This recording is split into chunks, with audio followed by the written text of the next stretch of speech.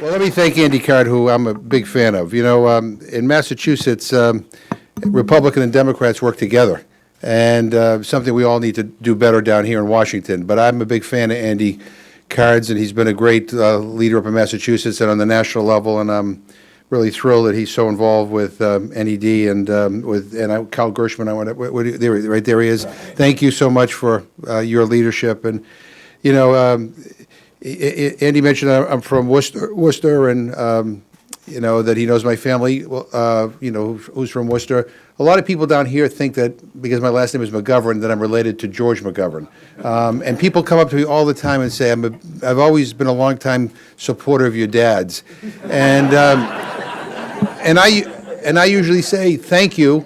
My dad owns a liquor store in Worcester, Massachusetts, and I hope you'll keep on supporting him. So, I just see my friend Frank Wolf here, who is again a leader and a hero on these issues. There's so many good people here. I just want to let you know the reason why we're late. We just finished a vote on the bill that I had on the floor today, remembering those who lost their lives in Tiananmen Square and urging the government of China to respect human rights. So we had a recorded vote, and as when I left, it was 423 to nothing. Everybody. So we get everybody on record.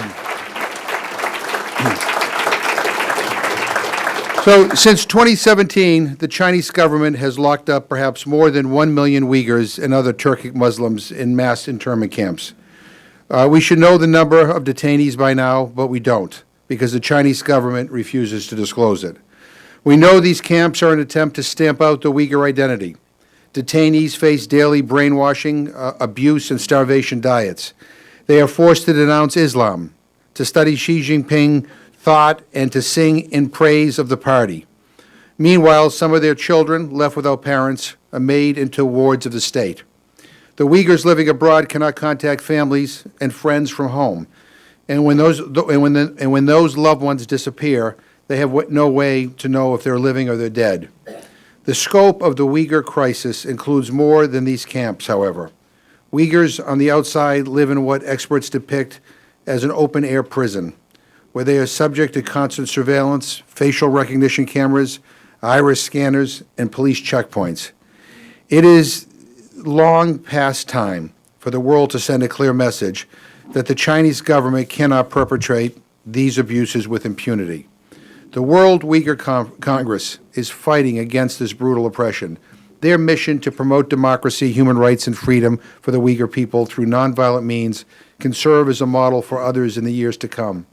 The World Uyghur Congress has been in the lead in tirelessly advocating to call the world's attention to the plight of the Uyghur people, and in doing so, it has shined a bright light on how this systemic and technologically advanced repression may shape China going forward. As an organization of all the Uyghur people worldwide, the World Uyghur Congress is working to establish a peaceful settlement through dialogue and negotiation. They serve as defender of the identity of their people and an inspiration to others.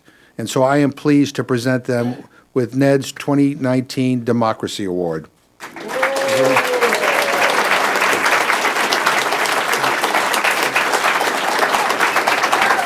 you. Thank you very much. Thank you.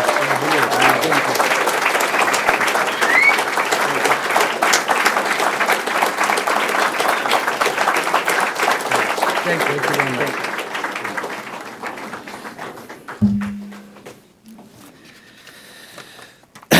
Thank you, Congressman Jim McGovern and President Carl Gershman. Good evening, ladies and gentlemen, and the congressmen, congresswomen, and all friends who join us today.